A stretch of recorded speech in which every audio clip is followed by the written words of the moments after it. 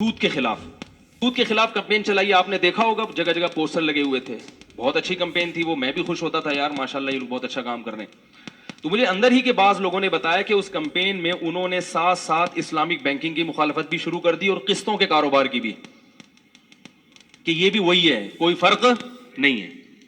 اور اس سے کیا ہوا کہ لوگ علماء سے بدگمان ہونا شروع ہو گئے, کیونکہ علماء کیا کہتے ہیں قسطوں کا کاروبار کیا ہے.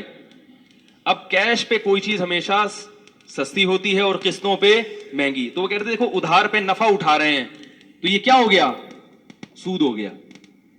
خیر تنظیم اسلامی میں جو چند علماء تھے انہوں نے اس چیز کو روکا, ورنہ تنظیم اسلامی ٹھیک ٹھاک بدنام ہو جاتی. انہوں نے روک لیا اس چیز کو, اچھی بات ہے, لیکن روکا کس نے, جو باقاعدہ مدرسے سے فارغ تھے.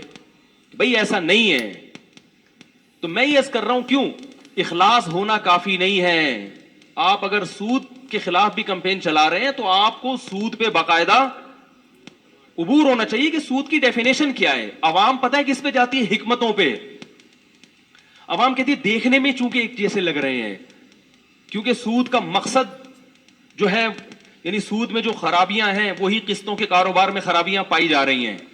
بھائی وہ بھی ادھار پہ نفع اور یہ بھی ادھار پہ نفع. تو یہ کام علماء کا ہے کہ وہ خرابیاں یہاں ہیں یا نہیں ہیں.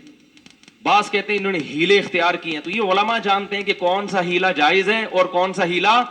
عوام کے پاس یہ حیرت کی بات ہے, کوئی ڈاکٹروں کے کام میں ٹانگ نہیں اڑاتا, حکیموں کی فیلڈ میں کوئی ٹانگ نہیں اڑاتا, انجینئر کے کام میں کوئی ٹانگ. اب یہ جو انجینئر یہ بنا رہے ہیں نا گرین بس کے لیے پل بن رہا ہے, کبھی دیکھا کسی فنٹر کو جا کے بول رہا ہوں میرے حساب سے یہ پلر یہاں نہیں آنا چاہیے قرآن حدیث کی روشنی میں؟ وہ بولے گا جا بھائی اپنا کام کرے یار, کوئی بھی نہیں سنے گا. سعودی عرب میں بھی نہیں سنتا کوئی, جو کہتے ہیں نا سعودی عرب جو ہے نا بالکل قرآن حدیث پر عمل کرتے ہیں, وہاں بھی مفتی کا فتویٰ مانا جائے گا. وہاں کسی شخص کو انفرادی طور پر قرآن حدیث کی روشنی میں فتویٰ دینے کی ضرورت یعنی اجازت نہیں ہے. وہاں بیٹھ کے کوئی کہنا میں قرآن حدیث کو مانتا ہوں اور میں کسی مفتی کے فتوے کو نہیں مانتا, حکومت فوراً اسے کیا کر دے گی, اریسٹ کرے گی, گرفتار کرے گی. تو کون ہوتا ہے یہ اتنے جو ہم نے ادارے کھولے ہوئے ہیں, یونیورسٹیاں کھولی ہوئی ہیں, یہ بیکار کھولی ہوئی ہیں.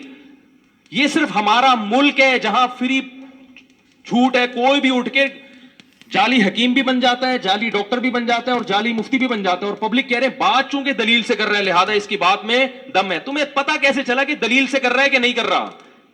تمہارے پاس اتنا علم کہاں سے آ گیا, تمہیں کیسے پتا چل گیا کہ یہ جو بات کر رہا ہے یہ واقعی مستند ہے؟ دیکھو دلیل کو پہچاننے کے لیے بھی کچھ صلاحیت ہونی چاہیے.